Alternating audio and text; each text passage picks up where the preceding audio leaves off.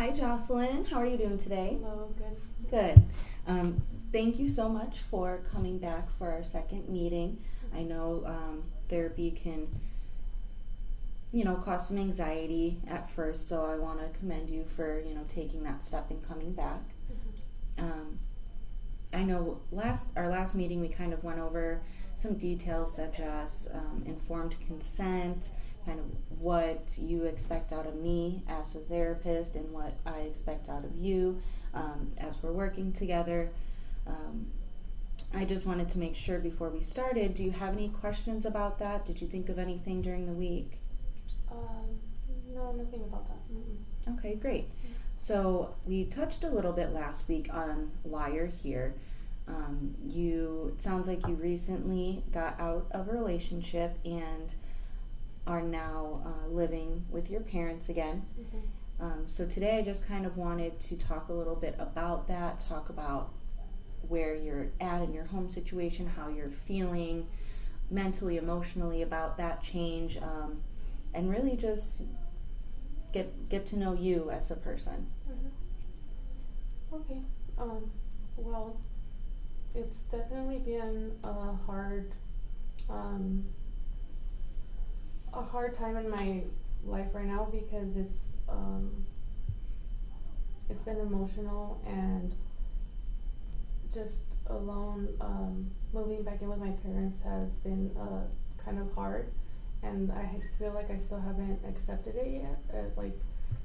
That I haven't accepted moving back into my parents' house, and that I actually left the house I was in.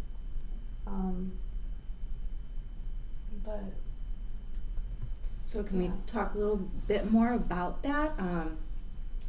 What was the struggle there for you? The struggle was that I am at an age where I feel like I should already have my own home, and I felt like I had that, and I thought you think things are gonna be forever, but things happen in life, and it's just a hard time for me to accept that I feel like I'm going backwards instead of going forward. Instead of like I had moved out of my parents' house, I moved out of state, and then I thought I was gonna start a family and everything, but it didn't work out that way. So now I feel like I'm going back to my parents' house and starting my life. It feels like I'm starting from zero again, which either like I'm not, but it feels like it. So I think it's just I just need to accept that everything that's happening to me right now. Yeah, no, I mean, that sounds like a lot to handle at one time. And that would cause stress on anybody, for sure. So what I'm hearing from you is that you're kind of having trouble accepting kind of what you are describing as almost, it sounds like a regression from almost being, having your own place, starting a family, to now kind of going back and living with your own parents again. Mm-hmm. Along with maybe some grief about that relationship not working, or those future plans not playing out. Mm-hmm. Would you say that's accurate? Yes. Mm-hmm. Okay. Mm-hmm. Well, I want to just say how amazing it is that you took that step in your life, because not everything in life always works out, and change can be scary, but it can also lead to a lot of positive aspects in life too. So I'm hearing you, moving back in, almost 30, that can be, stressful. What would you say is the most challenging aspects of that? It would be probably adjusting to the space of going from all my things in one house to going into where I feel like what's mine is just a room. And I got rid of a lot of things, and now I'm like, I try to get rid of everything that had sentimental attachment to it, and that's and things I didn't need and didn't fit in my room, basically. I think that's something I struggle with, is just I just need to space, and then the house rules. The house rules are a big thing because we all have different sleeping schedules and work schedules, so I have to kind of tiptoe around the house when everyone's asleep. Like alone, my dad goes to sleep at 7 p.m.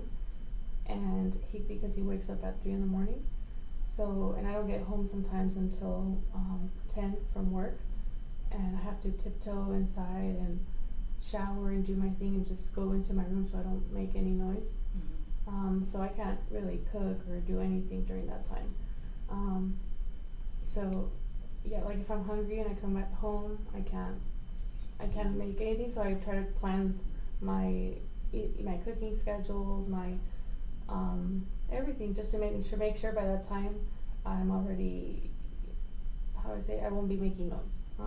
Also, privacy, because this is my parents' home, so I feel like, even though I feel like they should give me my privacy, maybe they don't see it, but sometimes I feel like you can't just open my door without them, without knocking, but yeah. I mean, that's something they're used to, and I'm not used to. Right. Yeah, I mean, obviously it sounds like you have a lot of respect for your parents, and, you know, that's great, but also it can be a very, very big adjustment to, like you said, going on your own schedule, being able to kind of do your own thing on your, in your own time. And it sounds like now you're quite limited as to what you can do around the house and when. And that would be really hard. And then, so the privacy thing, that also would be challenging. Have you spoken to your parents about that aspect, or about the door opening or anything like that? No. Not really. No? How, can I ask why, or like how does that make you feel? I think it's because part of me feels like I'm already being a burden coming back home, but I know that's not the case because my parents are they welcomed me back with open arms. They've always told me that they're very supportive. They've always told me if things didn't work out, that I always had a home. So to them, they're happy if I'm back. They're actually happy to have me back because I was gone out of state, so now I can see them like every day. Yeah, I mean, it's quite a blessing to have those kinds of support systems, especially from family, parents. Those are very, very important. Now, you also have to or think about having your own space and respect as an adult, because even though you may be living with them,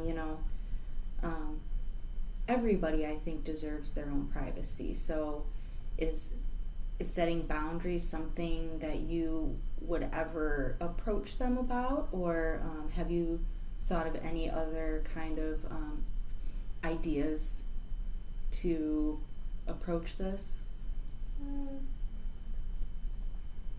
I mean, I know that if I talk to them, they would be understanding. I just feel I just haven't done it. I think I need to, though. Because it is, I feel like right now it's something I noticed, but it doesn't bother me too much. But that's why I think I haven't said anything. But eventually I feel like it will bother me that I should say something. Right, and you don't want it to get to kind of that boiling over point Yeah. to where, you know, maybe things are said that don't want to be said or whatever. Yeah, that's true.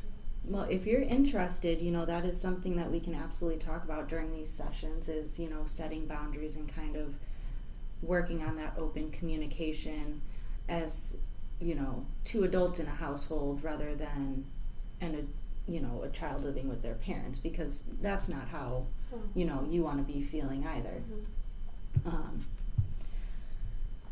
All right, well, I think that was a pretty good first session.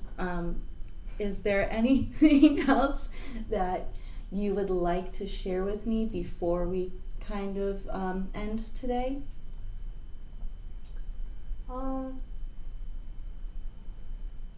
No, I don't think so. I think